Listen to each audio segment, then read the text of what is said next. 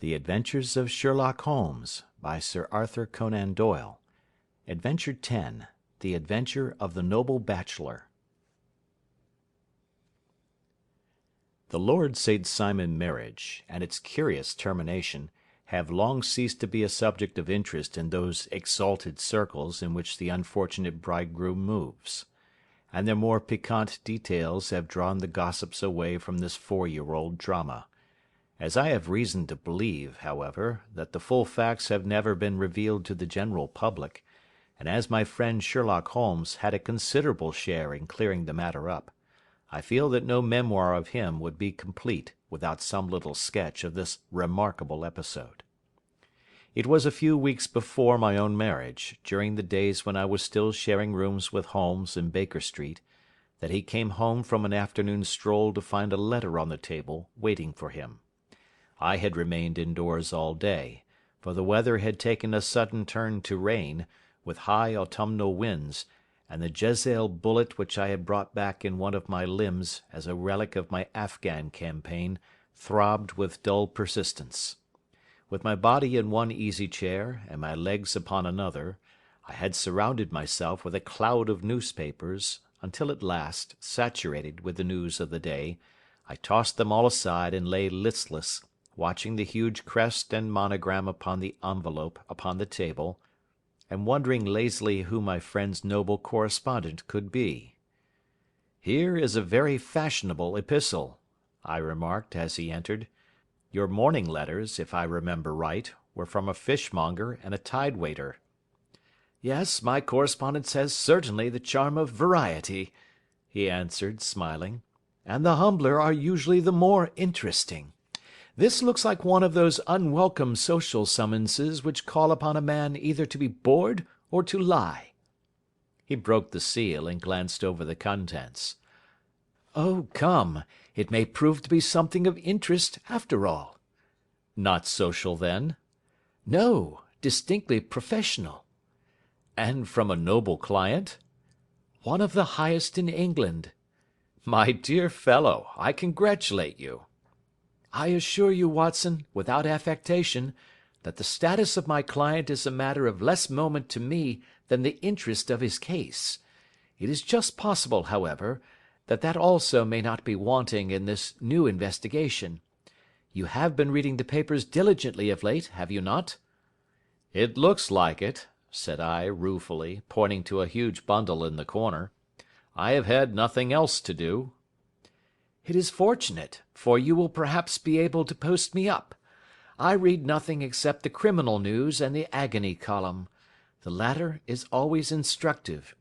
But if you have followed recent events so closely you must have read about Lord St. Simon and his wedding?" "Oh, yes, with the deepest interest." "That is well. The letter which I hold in my hand is from Lord St. Simon. I will read it to you, and in return you must turn over these papers and let me have whatever bears upon the matter. This is what he says: "My dear Mr. Sherlock Holmes, Lord Backwater tells me that I may place implicit reliance upon your judgment and discretion. I have determined, therefore, to call upon you and to consult you in reference to the very painful event which has occurred in connection with my wedding. Mr. Lestrade, of Scotland Yard, is acting already in the matter, but he assures me that he sees no objection to your cooperation, and that he even thinks that it might be of some assistance. I will call at 4 o'clock in the afternoon, and should you have any other engagement at that time, I hope that you will postpone it, as this matter is of paramount importance. Yours faithfully, St. Simon." It is dated from Grosvenor Mansions, written with a quill pen, and the noble lord has had the misfortune to get a smear of ink upon the outer side of his right little finger," remarked Holmes as he folded up the epistle. "He says 4 o'clock. It is 3 now. He will be here in an hour." "Then I have just time, with your assistance, to get clear upon the subject. Turn over those papers and arrange the extracts in their order of time, while I take a glance as to who our client is." He picked a red-covered volume from a line of books of reference beside the mantelpiece. "Here he is," said he, sitting down and flattening out upon his knee. "Lord Robert Walsingham de Vere St. Simon, second son of the Duke of Balmoral. Arms, azure, 3 caltrops in chief over a fess sable. Born in 1846. He's 41 years of age, which is mature for marriage. Was Under Secretary for the Colonies in a late administration. The Duke, his father, was at one time Secretary for Foreign Affairs. They inherit Plantagenet blood by direct descent, and Tudor on the distaff side. Ha! Well, there is nothing very instructive in all this. I think that I must turn to you, Watson, for something more solid." "I have very little difficulty in finding what I want," said I, "for the facts are quite recent, and the matter struck me as remarkable. I feared to refer them to you, however, as I knew that you had an inquiry on hand, and that you disliked the intrusion of other matters." "Oh, you mean the little problem of the Grosvenor Square furniture van. That is quite cleared up now, though indeed it was obvious from the first. Pray give me the results of your newspaper selections."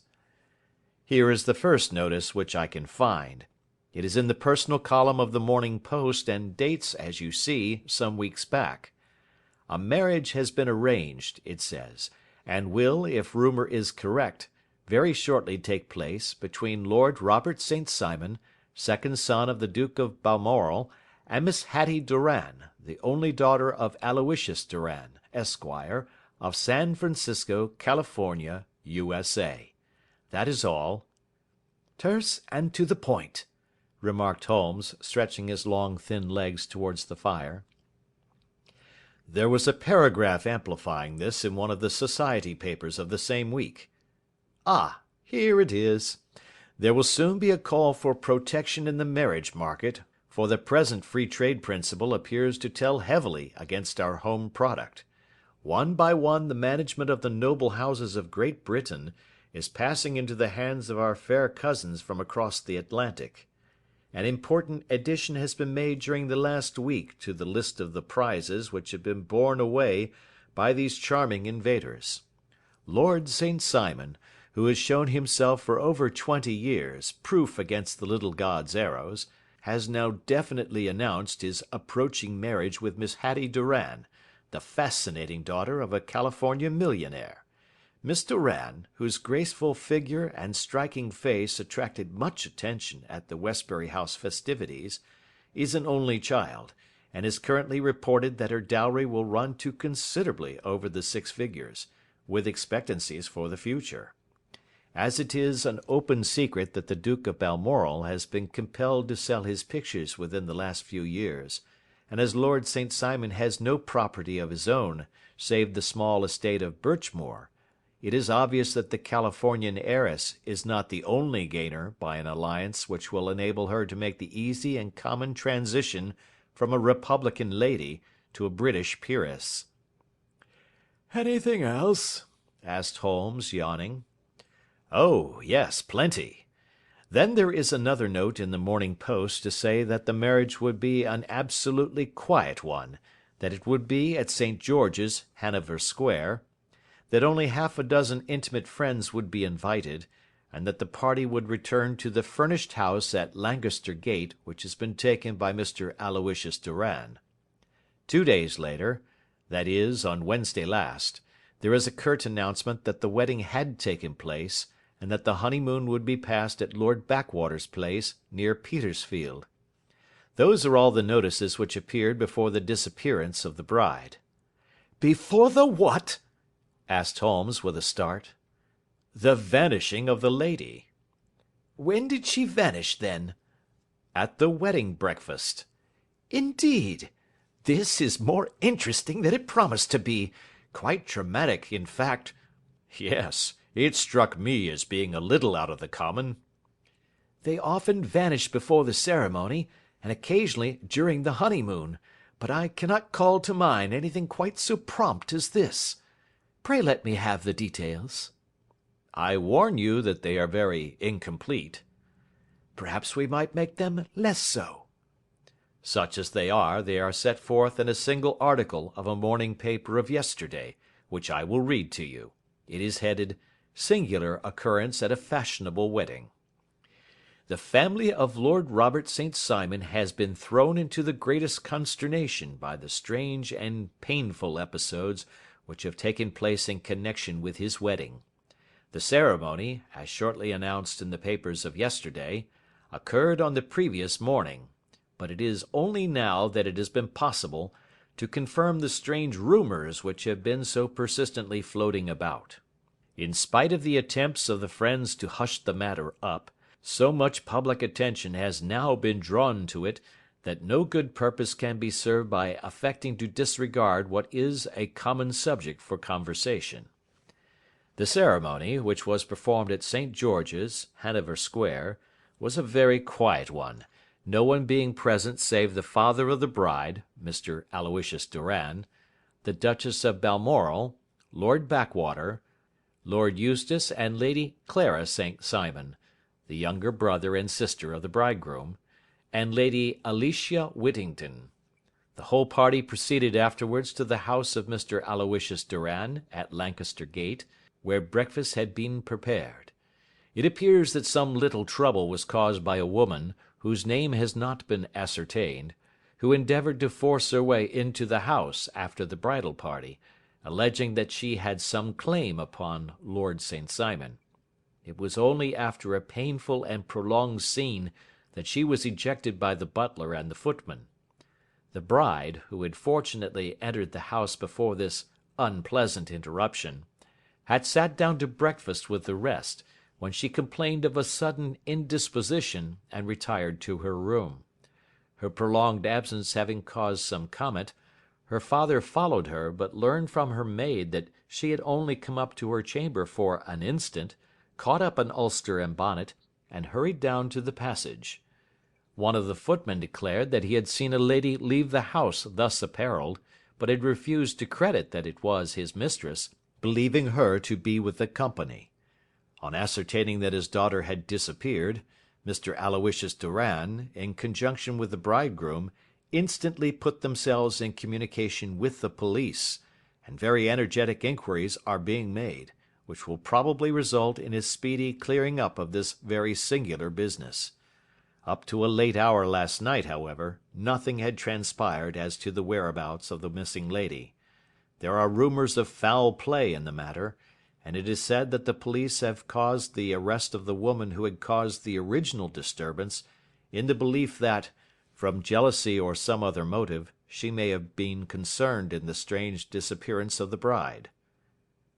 And is that all? Only one little item in another of the morning papers, but it is a suggestive one. And it is? That Miss Flora Millar, the lady who had caused the disturbance, has actually been arrested. It appears that she was formerly a danseuse at the Allegro, and that she has known the bridegroom for some years. There are no further particulars, and the whole case is in your hands now, so far as it has been set forth in the public press. And an exceedingly interesting case it appears to be. I would not have missed it for worlds. But there is the ring at the bell, Watson, and as the clock makes it a few minutes after 4, I have no doubt that this will prove to be our noble client. Do not dream of going, Watson, for I very much prefer having a witness, if only as a check to my own memory. Lord Robert St. Simon, announced our page boy, throwing open the door. A gentleman entered, with a pleasant cultured face, high-nosed and pale, with something perhaps of petulance about the mouth, and with the steady, well-opened eye of a man whose pleasant lot it had ever been to command and to be obeyed. His manner was brisk, and yet his general appearance gave an undue impression of age, for he had a slight forward stoop and a little bend of the knees as he walked. His hair, too, as he swept off his very curly-brimmed hat, was grizzled round the edges and thin upon the top. As to his dress, it was careful to the verge of foppishness, with high collar, black frock-coat, white waistcoat, yellow gloves, patent leather shoes, and light-coloured gaiters. he advanced slowly into the room, turning his head from left to right, and swinging in his right hand the cord which held his golden eyeglasses. "Good day, Lord St. Simon," said Holmes, rising and bowing. "Pray take the basket chair. This is my friend and colleague, Dr. Watson. Draw up a little to the fire, and we will talk this matter over." "A most painful matter to me, as you might most readily imagine, Mr. Holmes. I have been cut to the quick. I understand that you have already managed several delicate cases of this sort, sir, though I presume that they were hardly from the same class of society." "No, I am descending." "I beg pardon?" "My last client of the sort was a king." "Oh, really? I had no idea. And which king?" "The king of Scandinavia." "What? Had he lost his wife?" "You can understand," said Holmes suavely, "that I extend to the affairs of my other clients the same secrecy which I promise to you in yours." "Of course. Very right. Very right. I'm sure I beg pardon.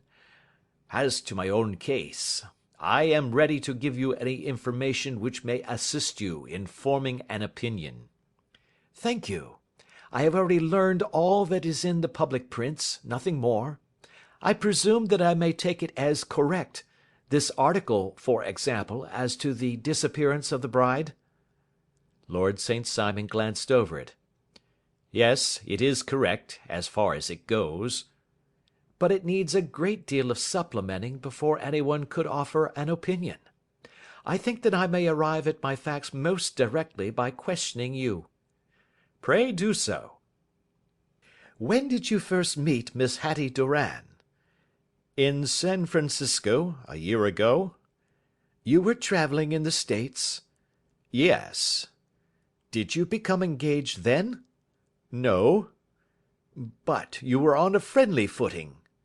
"I was amused by her society, and she could see that I was amused." "Her father is very rich?" "He is said to be the richest man on the Pacific slope." "And how did he make his money?" "In mining. He had nothing a few years ago.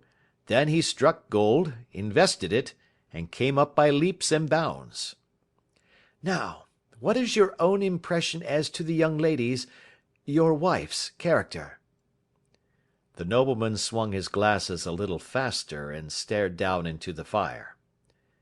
"You see, Mr. Holmes," said he, "my wife was 20 before her father became a rich man.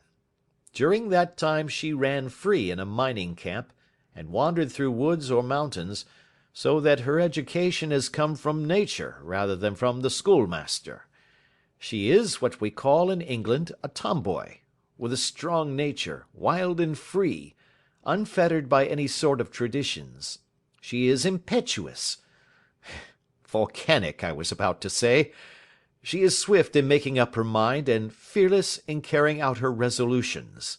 On the other hand, I would not have given her the name which I have the honour to bear," he gave a little stately cough, "had I not thought her to be at bottom a noble woman. I believe that she is capable of heroic self-sacrifice, and that anything dishonourable would be repugnant to her." "Have you her photograph?" "I brought this with me." He opened a locket and showed us the full face of a very lovely woman. It was not a photograph, but an ivory miniature, and the artist had brought out the full effect of the lustrous black hair, the large dark eyes, and the exquisite mouth. Holmes gazed long and earnestly at it. Then he closed the locket and handed it back to Lord St. Simon. "The young lady came to London, then, and you renewed your acquaintance?" "Yes, her father brought her over for this last London season. I met her several times, became engaged to her, and have now married her." "She brought, I understand, a considerable dowry?" "A fair dowry. Not more than is usual in my family." "And this, of course, remains to you, since the marriage is a fait accompli?" I really have made no inquiries on the subject." "Very naturally not. Did you see Miss Doran on the day before the wedding?" "Yes." "Was she in good spirits?" "Never better. She kept talking of what we should do in our future lives." "Indeed, that is very interesting. And on the morning of the wedding?" "She was as bright as possible, at least until after the ceremony." "And did you observe any change in her then?" "Well, to tell the truth, I saw then the first signs that I had ever seen, that her temper was just a little sharp. The incident, however, was too trivial to relate, and can have no possible bearing upon the case." "Pray let us have it for all that." "Oh, it is childish. She dropped her bouquet as we went towards the vestry. She was passing the front pew at the time, and it fell over into the pew. There was a moment's delay, but the gentleman in the pew handed it up to her again, and it did not appear to be the worse for the fall. Yet when I spoke to her of the matter, she answered me abruptly, and in the carriage on our way home she seemed absurdly agitated over this trifling cause." "Indeed! You say that there was a gentleman in the pew. Some of the general public were present, then?" "Oh, yes, it is impossible to exclude them when the church is open." "This gentleman was not one of your wife's friends?" "No, no. I call him a gentleman by courtesy, but he was quite a common-looking person. I hardly noticed his appearance. But really I think that we are wandering rather far from the point." "Lady St. Simon, then, returned from the wedding in a less cheerful frame of mind than she had gone to it. What did she do on re-entering her father's house?" "I saw her in conversation with her maid." "And who is her maid?" "Alice is her name. She is an American and came from California with her." "A confidential servant?" "A little too much so. It seemed to me that her mistress allowed her to take great liberties. Still, of course, in America they look upon these things in a different way." "How long did she speak to this Alice?" "Oh, a few minutes. I had something else to think of." "You did not overhear what they said?" "Lady St. Simon said something about jumping a claim. She was accustomed to use slang of the kind. I have no idea what she meant." "American slang is very expressive sometimes. And what did your wife do when she finished speaking to her maid?" "She walked into the breakfast room." "On your arm?" "No, alone. She was very independent in little matters like that. Then, after we had sat down for 10 minutes or so, she rose hurriedly, muttered some words of apology, and left the room. She never came back." "But this maid, Alice, as I understand, deposes that she went to her room, covered her bride's dress with a long ulster, put on a bonnet, and went out." "Quite so. And she was afterwards seen walking into Hyde Park in company with Flora Millar, a woman who is now in custody, and who had already made a disturbance at Mr. Doran's house that morning." "Ah, yes. I should like a few particulars as to this young lady, and your relations to her." Lord St. Simon shrugged his shoulders and raised his eyebrows. "We have been on a friendly footing for some years. I may say on a very friendly footing. She used to be at the Allegro. I have not treated her ungenerously, and she had no just cause of complaint against me, but you know what women are, Mr. Holmes. Flora was a dear little thing, but exceedingly hot-headed, and devotedly attached to me. She wrote me dreadful letters when she heard that I was about to be married, and, to tell the truth, the reason why I had the marriage celebrated so quietly was that I feared lest there might be a scandal in the church. She came to Mr. Doran's door just after we returned, and she endeavoured to push her way in, uttering very abusive expressions towards my wife, and even threatening her, but I had foreseen the possibility of something of the sort, and I had 2 police fellows there in private clothes who soon pushed her out again. She was quiet when she saw that there was no good in making a row. Did your wife hear all this? No, thank goodness, she did not. And she was seen walking with this very woman afterwards? Yes, that is what Mr. Lestrade, of Scotland Yard, looks upon as so serious. It is thought that Flora decoyed my wife out and laid some terrible trap for her. Well, it is a possible supposition. You think so, too? I did not say a probable one. But you did not yourself look upon this as likely? I do not think Flora would hurt a fly. Still, jealousy is a strange transformer of characters. Pray, what is your own theory as to what took place? Well, really, I came to seek a theory, not to propound one. I have given you all the facts.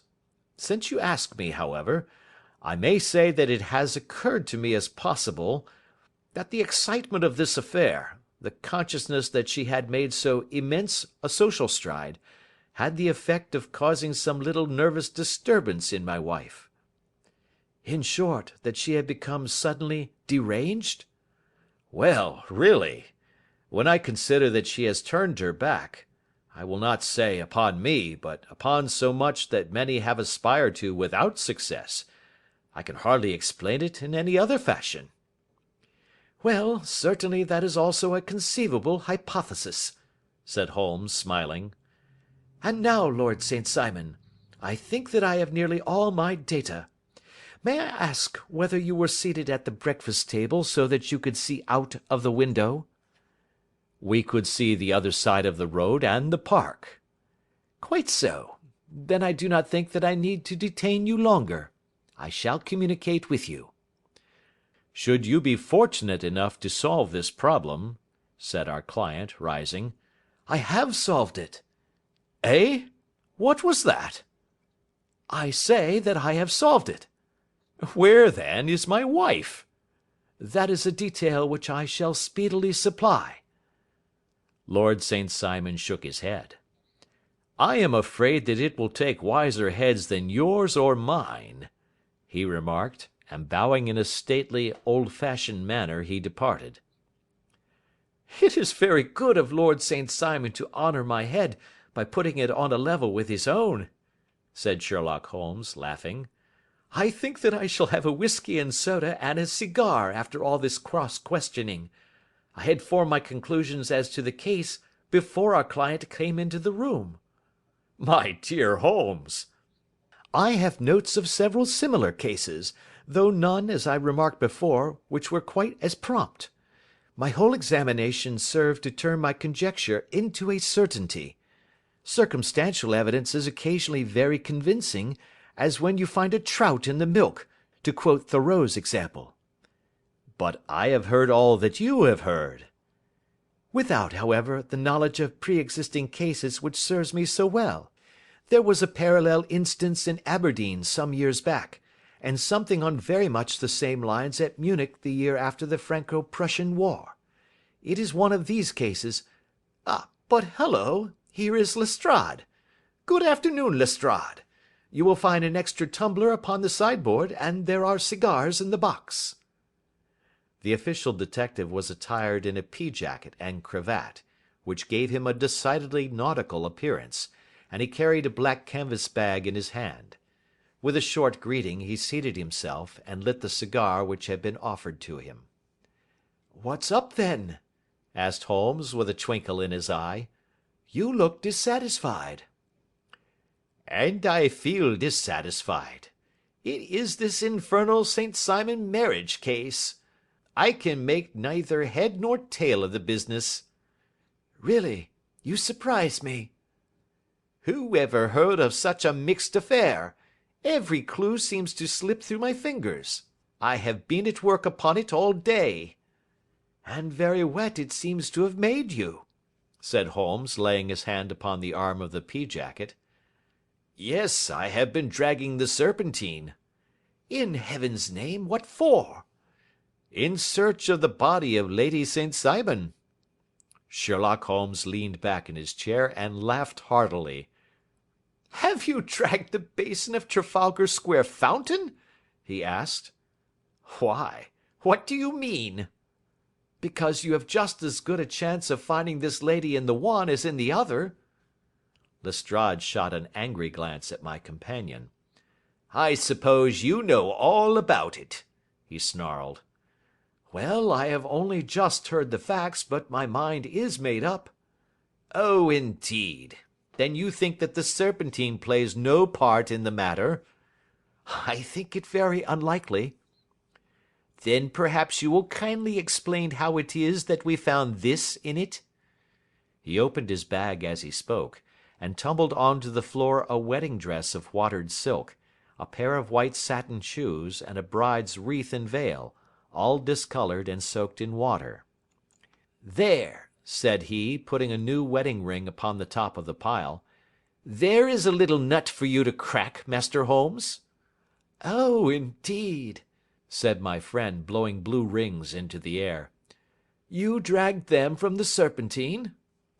"No, they were found floating near the margin by a park keeper. They have been identified as her clothes, and it seemed to me that if the clothes were there, the body would not be far off." "By the same brilliant reasoning, every man's body is to be found in the neighbourhood of his wardrobe. And, pray, what did you hope to arrive at through this?" "At some evidence implicating Flora Millar in the disappearance." "I'm afraid that you will find it difficult." "Are you indeed, now?" cried Lestrade with some bitterness. "I am afraid, Holmes, that you are not very practical with your deductions and your inferences. You have made 2 blunders in as many minutes. This dress does implicate Miss Flora Millar." "And how?" "In the dress is a pocket. In the pocket is a card case. In the card case is a note. And here is the very note." He slapped it down upon the table in front of him. "Listen to this. 'You will see me when all is ready. Come at once. F.H.M.' Now, my theory all along has been that Lady St. Simon was decoyed away by Flora Millar, and that she, with confederates no doubt, was responsible for her disappearance. Here, signed with her initials, is the very note which was no doubt quietly slipped into her hand at the door, and which lured her within their reach." "Very good, Lestrade," said Holmes, laughing. "You really are very fine indeed. Let me see it." He took up the paper in a listless way, but his attention instantly became riveted, and he gave a little cry of satisfaction. "This is indeed important," said he. "Ha! You find it so?" "Extremely so. I congratulate you warmly." Lestrade rose in his triumph and bent his head to look. "Why," he shrieked, "you're looking at the wrong side." "On the contrary, this is the right side." "The right side? You're mad. Here is the note written in pencil over here." "And over here is what appears to be the fragment of a hotel bill, which interests me deeply." "There's nothing in it. I looked at it before," said Lestrade. "October 4th, rooms 8 shillings, breakfast 2 shillings 6 pence, cocktail 1 shilling, lunch 2 shillings 6 pence, glass sherry 8 pence. I see nothing in that." "Very likely not. It is most important all the same. As to the note, it is important also, or at least the initials are, so I congratulate you again." "I've wasted time enough," said Lestrade, rising. "I believe in hard work and not in sitting by the fire spinning fine theories. Good day, Mr. Holmes, and we shall see which gets to the bottom of the matter first." He gathered up the garments, thrust them into the bag, and made for the door. "Just one hint to you, Lestrade," drawled Holmes before his rival vanished. "I will tell you the true solution of the matter. Lady St. Simon is a myth. There is not, and there never has been, any such person." Lestrade looked sadly at my companion. Then he turned to me, tapped his forehead 3 times, shook his head solemnly, and hurried away. He had hardly shut the door behind him when Holmes rose to put on his overcoat. "There is something in what the fellow says about outdoor work," he remarked. "So I think, Watson, that I must leave you to your papers for a little." It was after 5 o'clock when Sherlock Holmes left me, but I had no time to be lonely, for within an hour there arrived a confectioner's man with a very large flat box. This he unpacked with the help of a youth whom he had brought with him, and presently, to my very great astonishment, a quite epicurean little cold supper began to be laid out upon our humble lodging-house mahogany. There were a couple of brace of cold woodcock, a pheasant, a pâté de foie gras pie with a group of ancient and cobwebby bottles. Having laid out all these luxuries, my two visitors vanished away, like the genii of the Arabian Nights, with no explanation save that the things had been paid for and were ordered to this address. Just before 9 o'clock, Sherlock Holmes stepped briskly into the room. His features were gravely set, but there was a light in his eye which made me think that he had not been disappointed in his conclusions.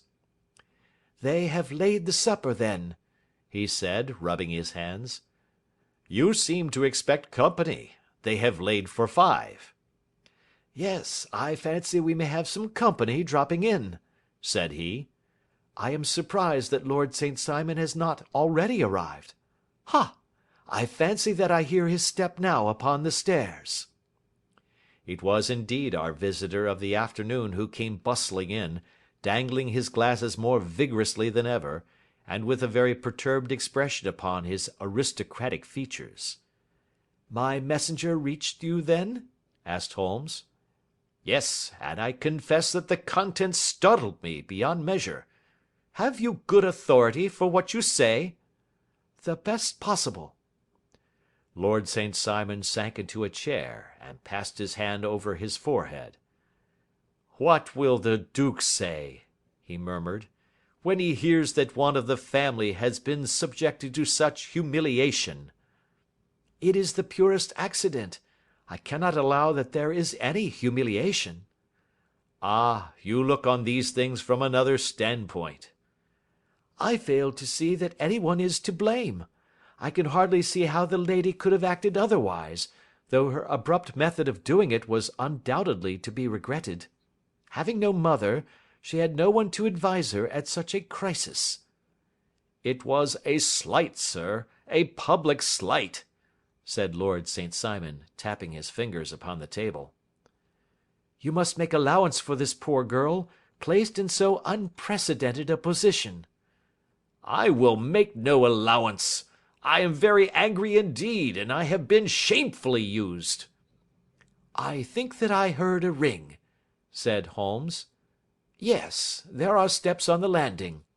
If I cannot persuade you to take a lenient view of the matter, Lord St. Simon, I have brought an advocate here who may be more successful." He opened the door and ushered in a lady and gentleman. "Lord St. Simon," said he, "allow me to introduce you to Mr. and Mrs. Francis Hay Moulton. The lady, I think, you have already met." At the sight of these newcomers, our client had sprung from his seat and stood very erect, with his eyes cast down and his hand thrust into the breast of his frock coat, a picture of offended dignity. The lady had taken a quick step forward and had held out her hand to him, but he still refused to raise his eyes. It was as well for his resolution, perhaps, for her pleading face was one which it was hard to resist. "You're angry, Robert," said she. "Well, I guess you have every cause to be." "Pray make no apology to me," said Lord St. Simon bitterly. "Oh, yes, I know that I have treated you real bad and that I should have spoken to you before I went, but I was kind of rattled, and from the time when I saw Frank here again, I just didn't know what I was doing or saying. I only wonder I didn't fall down and do a faint right there before the altar. Perhaps, Mrs. Moulton, you would like my friend and me to leave the room while you explain this matter?" "If I may give an opinion," remarked the strange gentleman, We've just had a little too much secrecy over this business already. For my part, I should like all Europe and America to hear the rights of it." He was a small, wiry, sunburnt man, clean shaven, with a sharp face and alert manner. "Then I'll tell our story right away," said the lady. "Frank here and I met in '84, in McQuire's camp near the Rockies, where Pa was working a claim.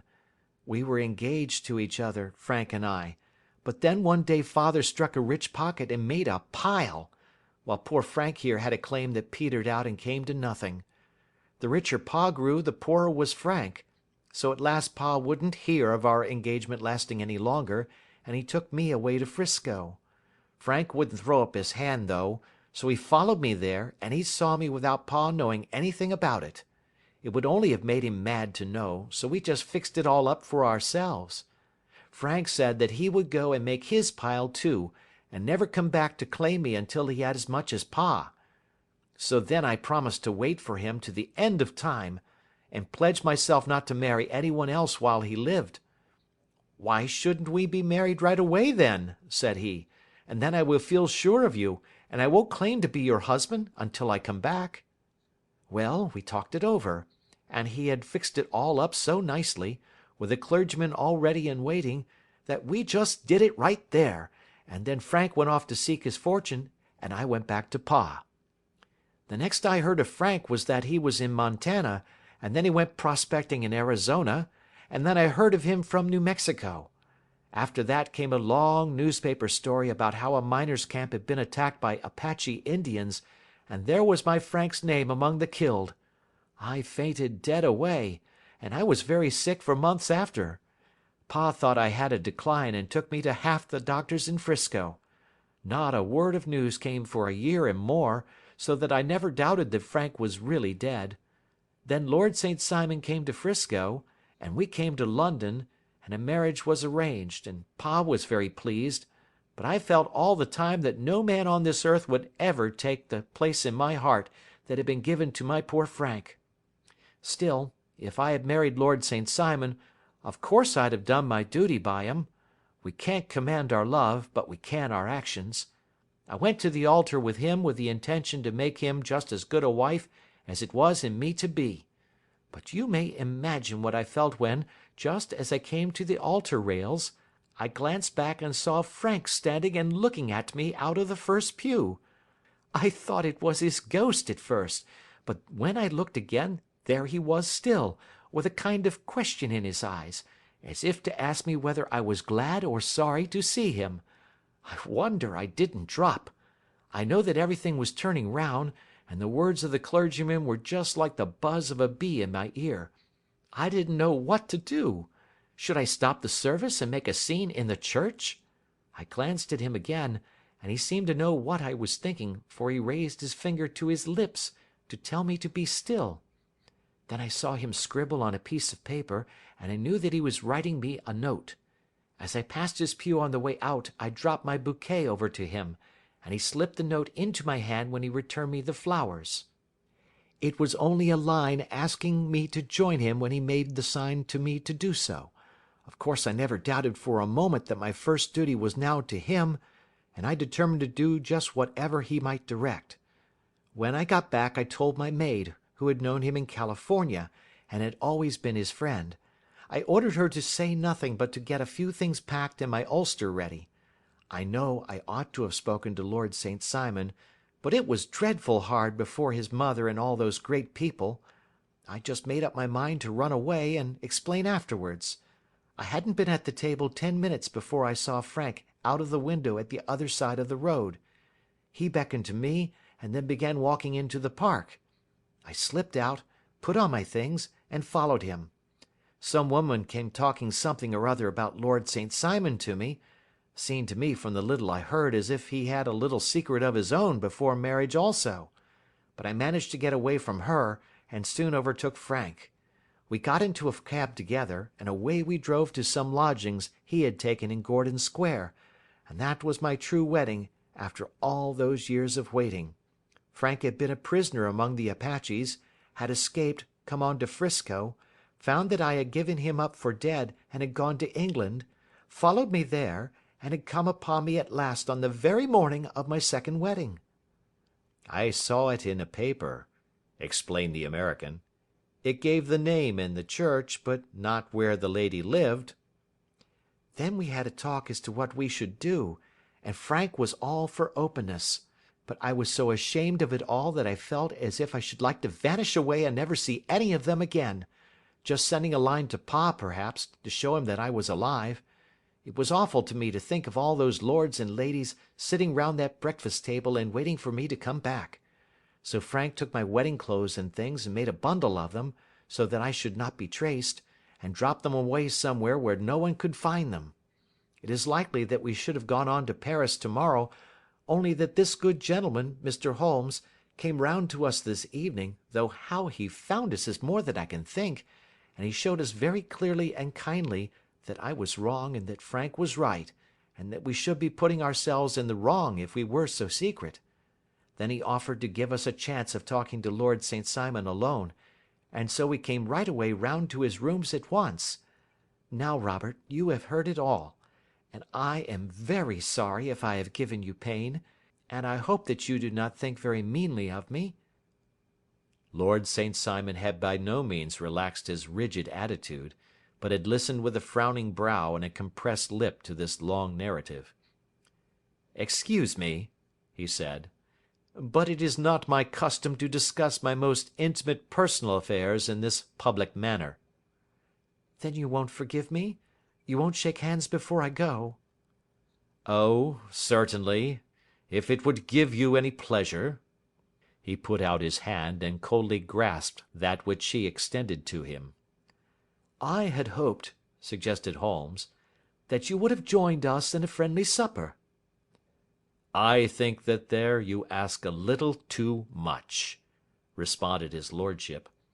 "I may be forced to acquiesce in these recent developments, but I can hardly be expected to make merry over them. I think that with your permission I will now wish you all a very good night."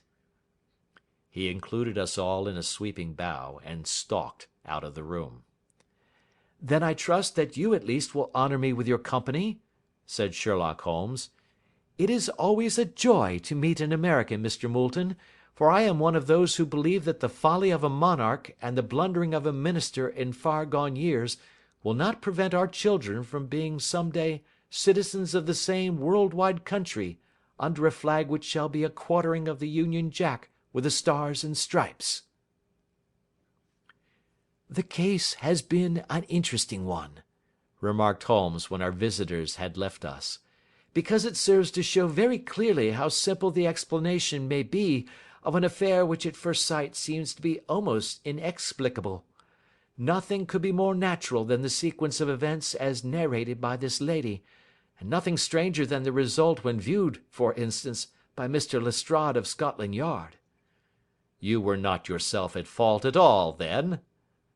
"From the first, two facts were very obvious to me. The one, that the lady had been quite willing to undergo the wedding ceremony. The other, that she had repented of it within a few minutes of returning home. Obviously something had occurred during the morning, then, to cause her to change her mind. What could that something be? She could not have spoken to anyone when she was out, for she had been in the company of the bridegroom. Had she seen someone then?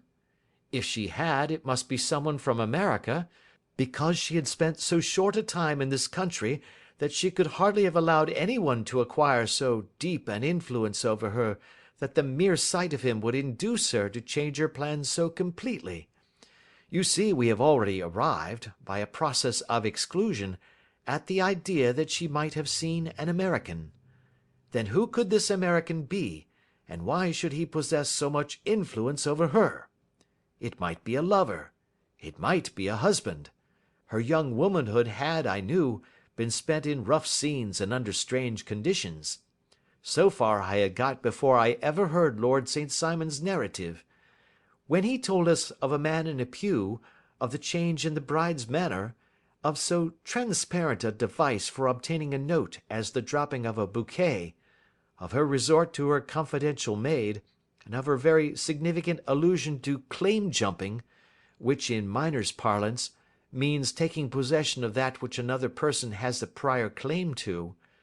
The whole situation became absolutely clear. She had gone off with a man, and the man was either a lover or a previous husband, the chances being in favour of the latter.